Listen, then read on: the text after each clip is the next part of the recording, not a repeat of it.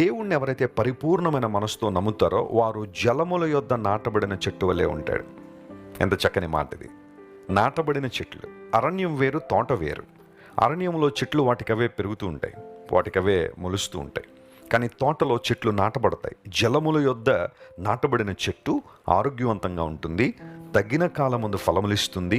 Bible గ్రంథం అనేక సార్లు ఇదే మాట సెలవిస్తుంది. మొదటి కీర్తనలు కూడా మనం చదివితే, ఎవరైతే దుష్టుల ఆలోచన చొప్పున నడవకుండా ఉంటారో, పాపుల మార్గంలో నిలవకుండా ఉంటారో, అపహాసకులు కూర్చుని చోట కూర్చుండకుండా ఉంటారో, దేవుని ధర్మశాస్త్రమందు ఆనందించుచు దివారాత్రులు ఎవరైతే ధ్యానం చేస్తూ ఉంటారో వారు నీటి కాలువల యోరను నాటబడినదై ఆకు వాడిపోకుండా తన కాలమందు ఫలమిచ్చే చెట్టు వలె ఉంటాడని మొదటి కీర్తనలో మనం చూసాం.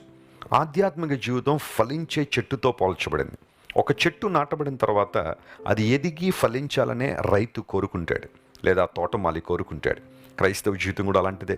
ఫలములు లేని జీవితం దేవునికి మహిమను తీసుకురాదు. నీ జీవితంలో ఫలములు ఉన్నాయా? మారు మనసుకు తగిన ఫలాలు ఫలిస్తున్నావా? పరిశుద్ధాత్మ దేవునితో సహవాసం చేయడం ద్వారా ప్రతిరోజు ఆత్మ ఫలాన్ని ఫలించే వ్యక్తిగా నీవు ఉన్నావా? దేవుడు అదే కోరుతున్నాడు మన నుంచి. మనం ఫలములు ఫలించే వ్యక్తులుగా ఉండాలని ప్రభు ఆశిస్తున్నాడు. అయితే జలముల యొద్ద నాటబడిన చెట్టు వేరు తన్నుతుంది లోపలికి అని. కొన్ని సందర్భాల్లో కొన్ని రకాలైన చెట్లట తుఫానులు వచ్చినప్పుడు లేదా గాలి వానలు వచ్చినప్పుడు, భయంకరమైన గాలులు వీచినప్పుడు అవి వేళ్లను లోతుకు తీసుకుపోతాయట. అంటే ఆ చెట్ల వేళ్ళు లోపలికి వెళుతూ ఉంటాయి. చాలాసార్లు విశ్వాస జీవితంలో గాలి తుఫానులు వచ్చినప్పుడు నా జీవితం అయిపోయిందేమో అనుకుంటాం, ఇదే ఆఖరి రోజేమో అనుకుంటాం, ఈ సమస్యతోనే నా జీవితం ముగిసిపోద్దేమో, ఈ రోగంతోనే నా జీవితం ముగిసిపోద్దేమో అన్న భయం చాలాసార్లు మనలోకి వస్తుంది. కానీ బైబిల్ సెలవిస్తూ ఉంది, వారు వేర్లు లోపలికి తన్నుతారు. అనగా స్థిరమైన ఆధ్యాత్మిక జీవితాన్ని వారు కలిగి ఉంటారు. కష్టాల్లో కూడా, శ్రమల్లో కూడా. క్రైస్తవ జీవితంలోకి వచ్చే శ్రమలు నిన్ను ముంచివేయడానికి కాదు, లేదా నిన్ను త్రుంచివేయడానికి కాదు.